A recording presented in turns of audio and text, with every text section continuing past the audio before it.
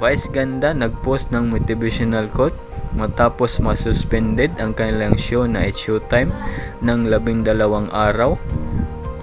Welcome back po mga kabalita para sa ating showbiz chika dito sa Balitang Sikat.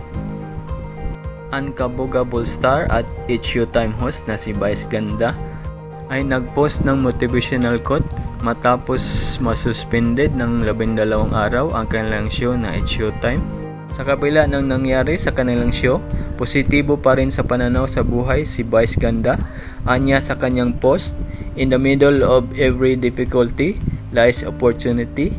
Hashtag It's Showtime, hashtag family, hashtag Madlang people."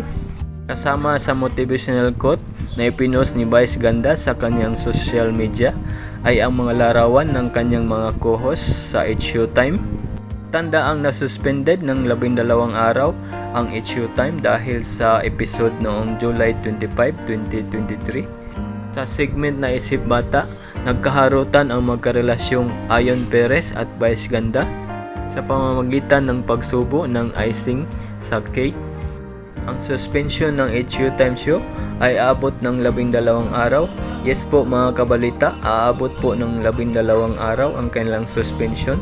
Nilabas ng MTRCB ang suspension order at nagsimula noong September 4, 2023.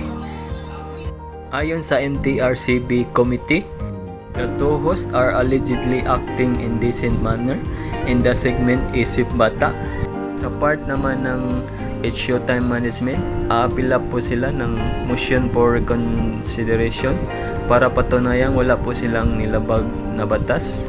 Yan lamang po mga kabalita. For more updates sa showbiz chika dito sa Balitang Sikat, huwag kalimutang mag-subscribe, mag-comment, mag-like at i-share mo na rin ang video na ito. Maraming salamat po.